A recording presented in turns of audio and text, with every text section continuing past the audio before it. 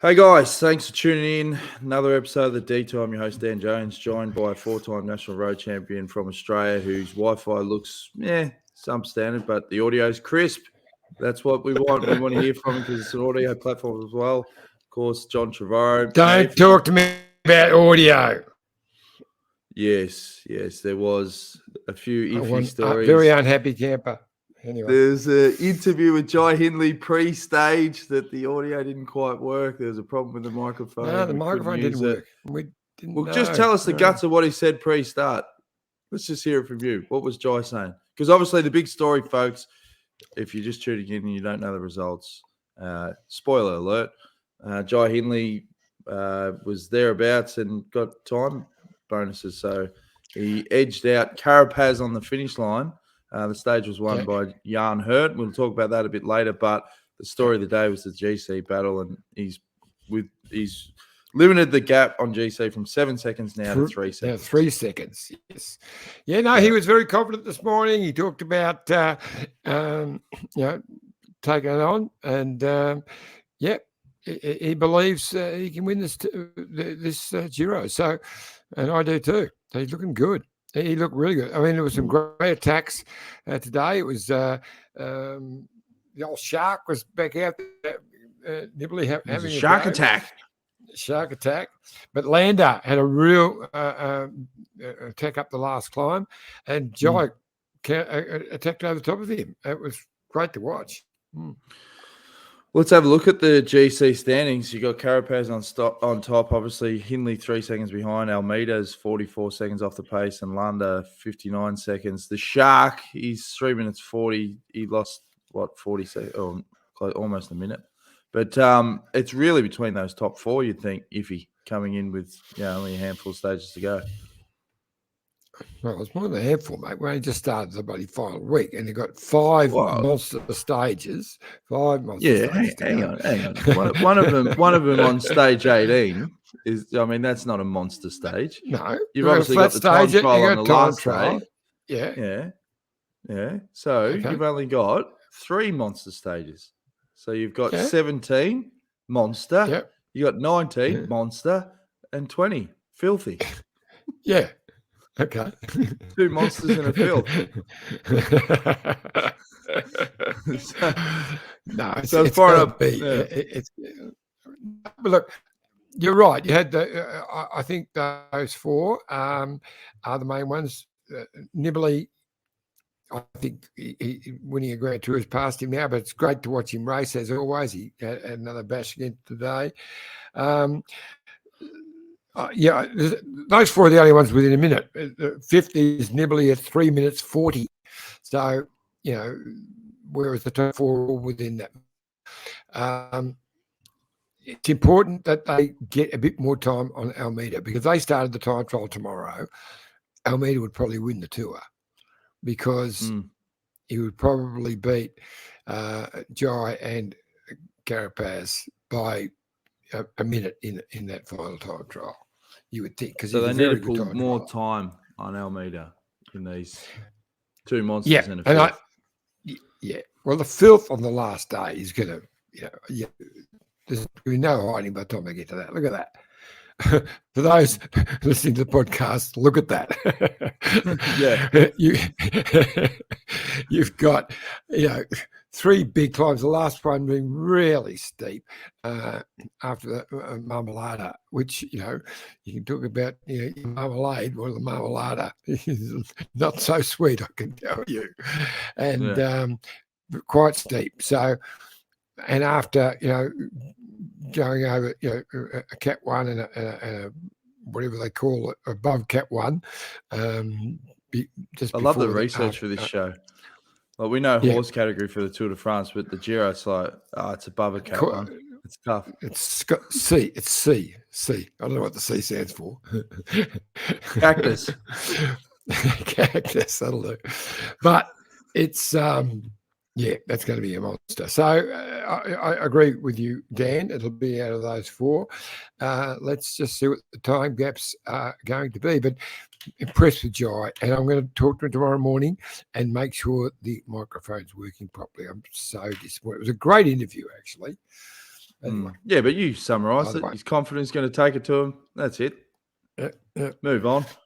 But just on Jan Hurt, as we said, Intermarché had gourmet success early in the Giro.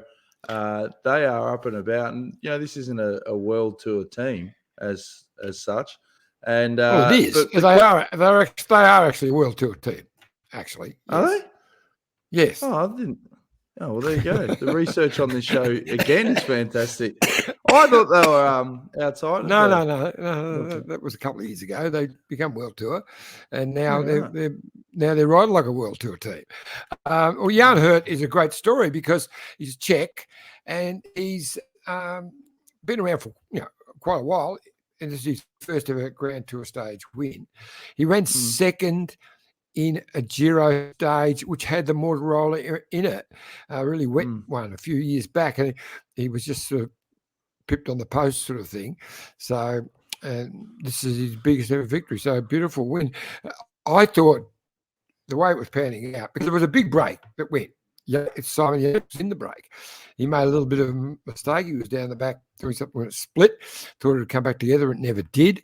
And then gradually the big break of 20 odd ended up being half a dozen off the front. Good bike riders. Valverde was in there. And then this Timon Arensman, the young Dutchman, I thought he was going to win. He actually broke it up, rode away. But Jan Hurt just came back and he put Timon in the Hurt basket himself. And it was a really great little finale with them. It was only about 5 or 6 seconds between it and finish. So it was great finale. And then the big players came in just behind. So Jai Hindley winning the sprint in for third by a 15th. Okay. For those non-Aussie viewers, that's a very common saying here in Australia. We don't use it that much anymore, though. But the question is with the relegation and all the talk about the points and all this sort of stuff, remember the old days where they say, you finish top 10 on a GC, top 5, okay, well done. Does it mean more now? Because Jan Hurt's obviously moved into the top 10. He's 9th on GC. Is that still mean something among the cycling fraternity? It does, no doubt. You finish top 10 in the Grand Tour, that's, a high on your Palmars. Not so much for guys who have been placing in Grand Tours over the time. They would rather either be on the podium or be winning stages. They really don't care. I can tell you now, Jai couldn't give a rat's about if he finishes 10th. And he doesn't really care that much about finishing second either. He said that. He wants the pink. Finally, he'd already started the last day in pink. Well, he'd like to finish the last day in pink. It's like he's come into this Giro and he's done 3 months of sports psychology, because their mindset is they're not intimidated. He's obviously fired up, and they're just taking it to Ineos. Oh, they are, yeah, for sure. Ineos were better today. They had him Carapaz fully protected for most of the day. Richie Richie had a wheel change right at the wrong time and had a long chase to get back on, but he got back and they were very strong around him. But in the end, neither of them had any teammates with them in the finale. Karen Jones live. Thanks for joining in, Karen. Great ride from Hamilton in the break. Yes, very true, Karen. And I bumped into a friend of Karen's today. We stopped for a quick coffee and suddenly a whole stack of them jumped out and we got surrounded by friends of Karen Jones. Yeah, I think she sent me a photo of that that I should have put into the show. But anyway, in the good news for the listeners, the microphone did work pre-start. So we've got an interview with Bike Exchange, Jaco Diaz, Matt White and Michael Hepburn to kick things off, and then a big one after that. Okay, so here we are, the start of the final week of the Giro d'Italia, which is a monster week. Matty, what do you got in store? Well, it's a big week, all right, and when you come in with the mindset of trying to win the Giro, we had this is where the Giro really starts. Now, our goals are different. So we're in a different position how we approach the race. And today's a mega day. It's a really, really heavy day, and the weather is forecast as a chance of thunderstorm in the afternoon, which will totally change the landscape if it does rain. Beautiful blue skies at the moment, but as we know in the high mountains, it can change very, very quickly, which will have a big effect on the race because, we have very technical descents today. In the dry, they're sure to get through safely. And if it rains today, I'm sure someone will make some mistakes, and the Giro can be lost today. Now, the Mortarolo, which is a famous climb, it's sort of got the word death in there, so it scares people. But normally we climb it the other way. We've got the technical descent this time. Yeah, so this is the easier side up, if there is an easier side up this beast of a climb. But the descent is what most people know as the climb. So very, very steep corners, lots and lots of hairpins. And like I said before, if it rains, it will change the landscape. So what do you think will happen in the GC race today? It's hard to tell because people bounce out of rest days so different. And then if we do get a weather change from 25 to 30 degrees, it's been one of the hottest Giros in the last 20 years. If it does rain, at that height, it could be 12 degrees. So, temperature changes things. Like I said before, how people bounce out of the rest day. But I'm sure the GC landscape will be different by this afternoon, that's for sure. My crystal ball's not working that good this morning, but someone will lose out today and someone will benefit because it's a big day. Today and then Saturday are the two days where things can go wrong or very right. And it's interesting to see how Bora Hansgrohe have sort of taken on Ineos as the power team in the lead up to this. Well, what they've done is that they've ridden very smart. They've let Ineos do their thing.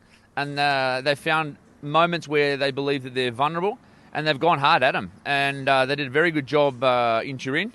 And we'll see. I'm sure they've got something planned for today, but you've got to pick your moments because they're a good team, and they've got probably three consistent riders, so they have more depth in the final there against Ineos. But this Giro, it's very, very tight at the moment. But I can't remember having eight guys within 2 minutes with 6 days to go, but I'm sure it won't be like that in the next 48 hours. Thanks, Whitey. No worries, mate. So, Michael Hepburn, you've had a rest day. How are you feeling, bud? A little bit more rested than 2 days ago, but we're still 15 stages deep, so feeling it. So, some people really enjoy a rest day and come out of it well. Others really struggle the day after a rest day. Which one do you fit into, mate? I think it's hit and miss every single time. It's different.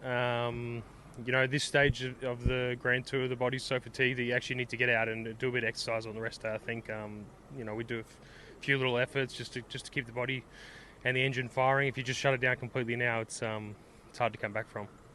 Now we're starting the final week, a monster week. Today is probably one of the toughest days of the whole Giro. Everyone looks at it differently. The climbers are getting excited. You're looking at survival, I guess.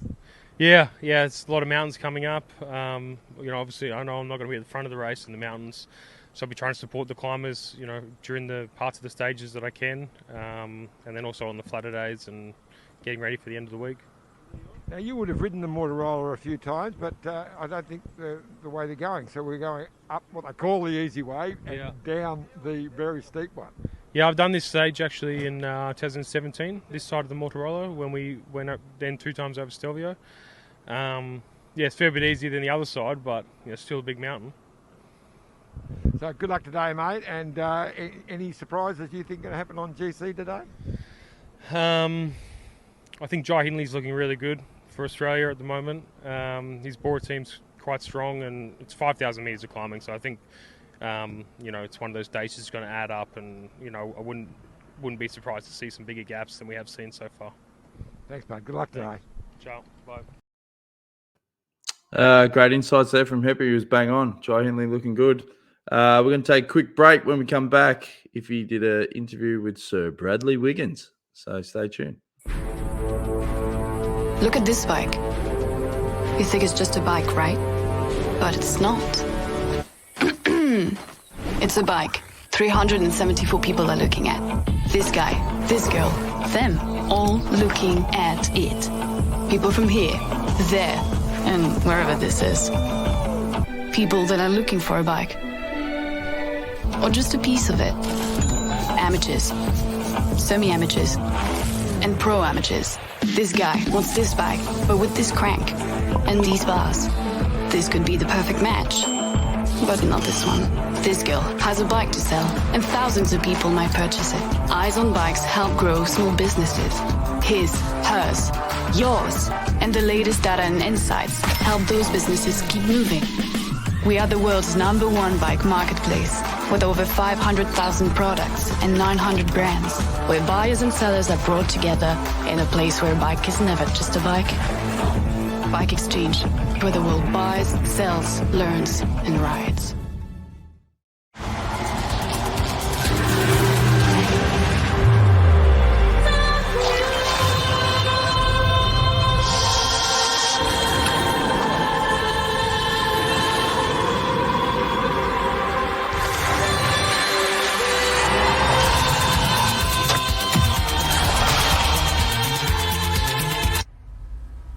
Feel more in every moment. The all-new Lexus NX. Great work again from our great mates, bikeexchange.com.au. You need anything bike-related, you know where to go. And, of course, Lexus of Blackburn. They're great supporters of cycling. There's your photo again. Ruby Roseman Gannon and Blake Quick at the Lexus of Blackburn Bay Crits earlier in the year.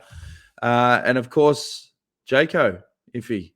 Where else would you go if you need anything caravan or camper van related? They're the industry leaders for a reason. Jayco.com.au, John.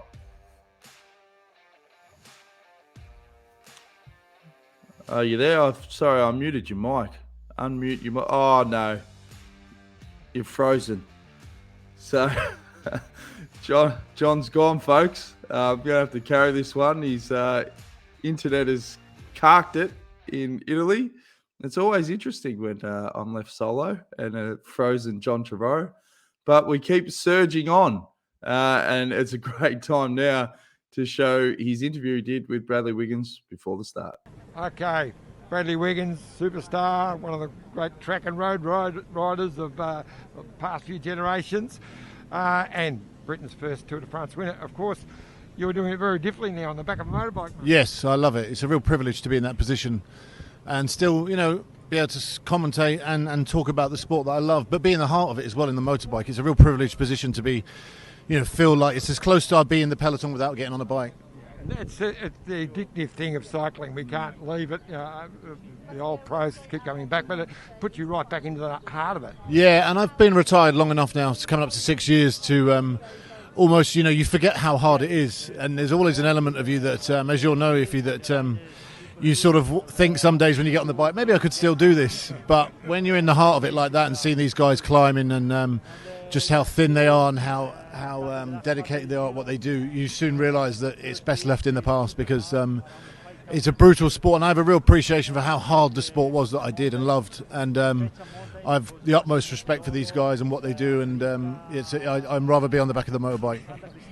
Now, the sport's changed in that time since you've stopped, a lot since I've stopped. But what do you think of the fact there seems to be not that respect for in the peloton anymore? Yeah, they talk about it, and it always gets put down to respect. But I think I don't think it's anything to do with respect. I think there's a lot of camaraderie between the riders, even if they may not show it or not talk. It's very tribal amongst the teams. But I think everyone feels that they have an opportunity to win now, which ultimately is what cycling is about. If you have a number on your back, then you're entitled to try and win the bike race. So I don't think it's anything to do with respect. I think it's more a case that everyone feels, and as they should feel, that they have an opportunity to win without any sort of real hierarchy in the peloton where you get pushed to the back.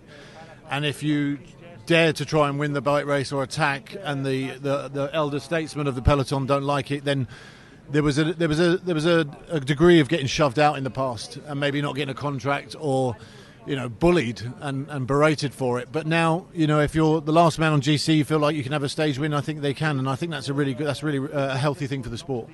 So your thoughts on this Giro, how it's going, what's going to happen today? Well, they talk about the last week, this week, and this stage in particular is going to be the brutal one. But when you think about the days we had up to the rest day, I mean, the one a few days ago when we were in Turin, I mean, that was one of the hardest stages I've ever seen and witnessed.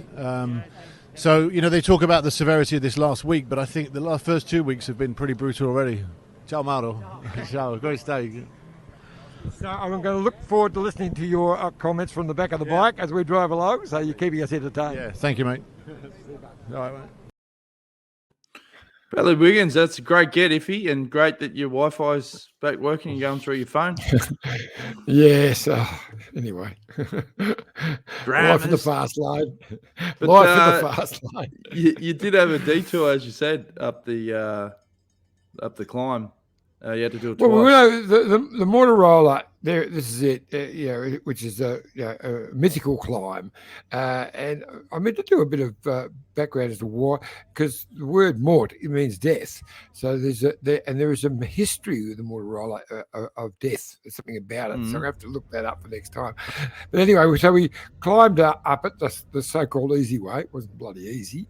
So that's us going over the Motorola, and then we did our bottle feed a bit further on. And then a local gave me information, the quickest way to get to our hotel, to go back to the town we'd been and go another way. And the GPS took us back over the Motorola the opposite way we'd just gone. So we climbed it twice today. Nightmare. Yeah, nightmare. Yeah. Vazzy is in charge of directions. Did a great job. I like Vazzy. He always sends through live on the show like photos of the dessert. Just to really tease it. What do we got there? Some sort of strudel. Well, I wouldn't know because I had to race up here and do this. Oh, geez, it looks good. And there's the detour live in the background behind the strudel. Yes, exactly. So I miss out. He has a bloody beautiful strudel. Now he's up here laying in the background and laughing. And this was Karen Jones's photo with her mate before the start. Lovely guy. I remember I met him at the Nationals. He was working for Karen at the national titles, and they were just happened to be. We pulled in for a coffee, and bang, there they were. What cars are they running for Bike Exchange Jaco now? Skodas. They're fantastic cars, actually. Yeah. Oh, very good. All right, Iffy. So, who's your predictions for the stage? We've got to get you back to that strudel, mate. We've got priorities here on the show. Stage 17. Look, I think the nasty ones, but it's not pure filth. Yeah. Well, have a look at the start. The sprinters won't be able to sleep tonight. Look, they fire the gun and they 8.7 Ks. Yeah. They're going to be in the hurt box straight away and hoping that the GC boys don't go on with it. But then you've got a lot of it's a breakaway day. I reckon it's going to be one of those riders who can climb well but can get away in the break. But the way it's been raced, they'll be lucky to hold on. Like today, the break looked like it had it all shot to bits. Well, Yatesy actually will be a little bit angry that he stuffed up today. He had a big chance today and made a tactical mistake. He actually form's coming good, realised he buggered it, so he just sort of shut it down. I'll give Yatesy a big chance, actually. Big chance. Yep. Any other interesting threads from on the ground at the race, Johnny? Yeah, Pozzovivo managed to fall off again. He's got more scars on him than any biker I've ever seen. He managed to touch down and lost a little bit of time. He's still up there, though. I'm not sure. He's still top 10. So not bad for a bloke who didn't even have a contract not long ago. So he's a tough nut because he was stuck in that South African debacle when the team collapsed, like a lot of them. But... yeah, he's an interesting cat. Just watching the sprinters just fight through this to get for that one last chance, in a couple of days' time. Yeah, that's on stage 18. So they've got to get through tomorrow and then stage 18. Yeah.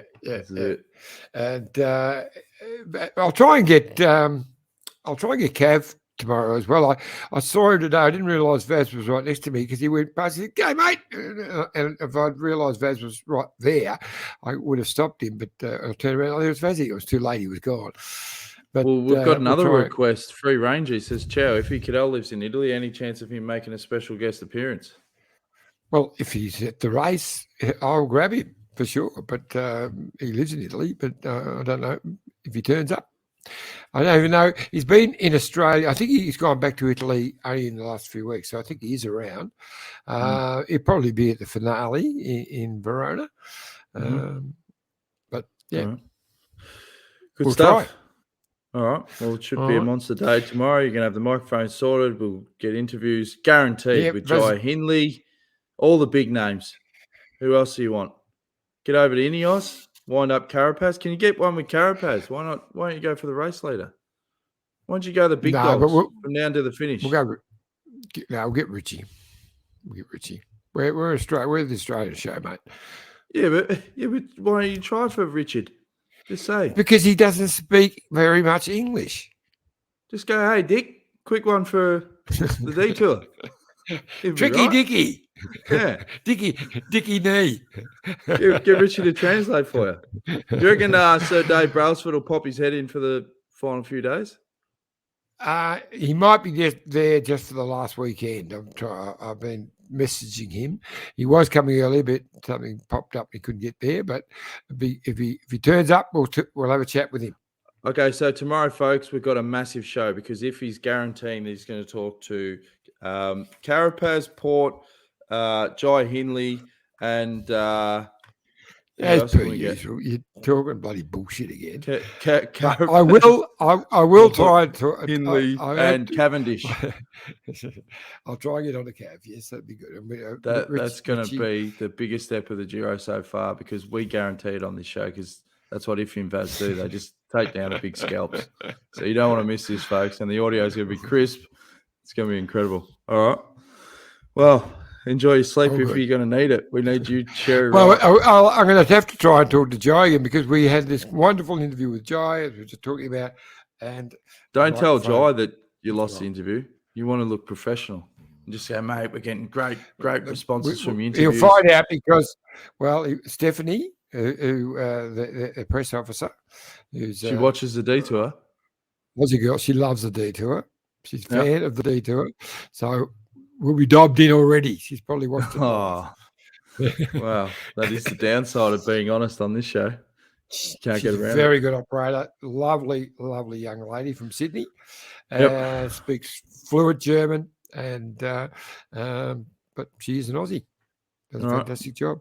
It does need a scooter. I've got to try and we'll have to do a fundraiser to get a scooter because she's having trouble getting between the bus and the stage presentations.